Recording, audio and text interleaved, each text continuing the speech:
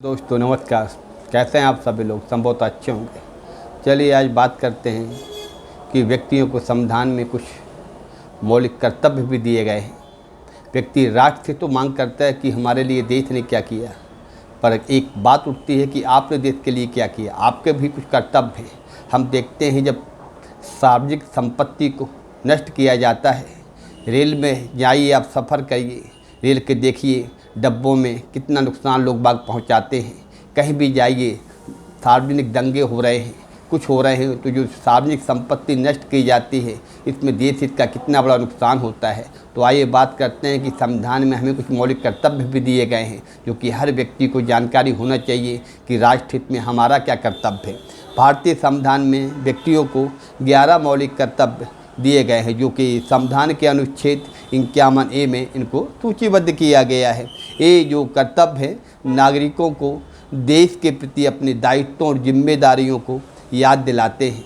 ये जो कर्तव्य हैं, हमारा जब संविधान बना था तो हमने इन कर्तव्यों को सोवियत संघ से ग्रहण किया था, जो कि हमने अपने संविधान में इनको सूचीबद्ध किया। आगे हम देखते हैं कि हमारे जो मौलिक कर्तव्य हैं, कौन कौन से मौलिक कर्तव्य आते हैं, जो कि व्यक्तियों को अपने कर्तव्यों का निर्वहन देश के प्रति करना चाहिए, अपने दायित्वों का निर्वहन।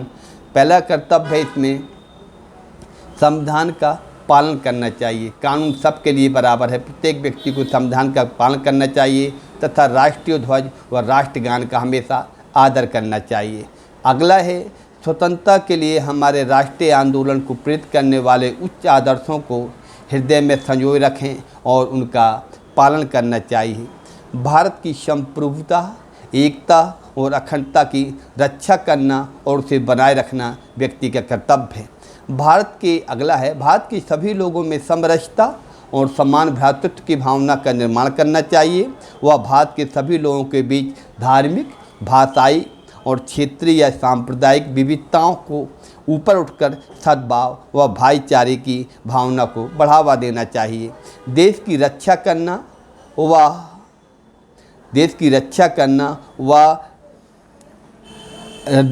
करने का आह्वान हमें किया जाना चाहिए। सभी लोगों की देश की रक्षा करने का कर्तव्य सभी लोगों को होना चाहिए।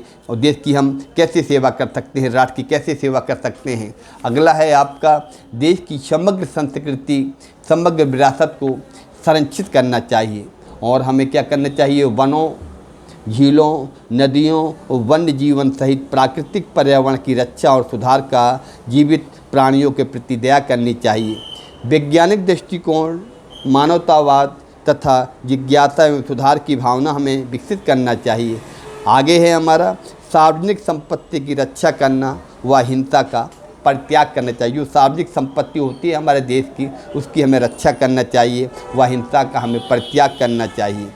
6 से 14 वर्ष की आयु तक के बच्चों को व उनके आश्रितों को शिक्षा का अधिकार दिया गया, उनको अवसर प्रदान करना चाहिए शिक्षा का।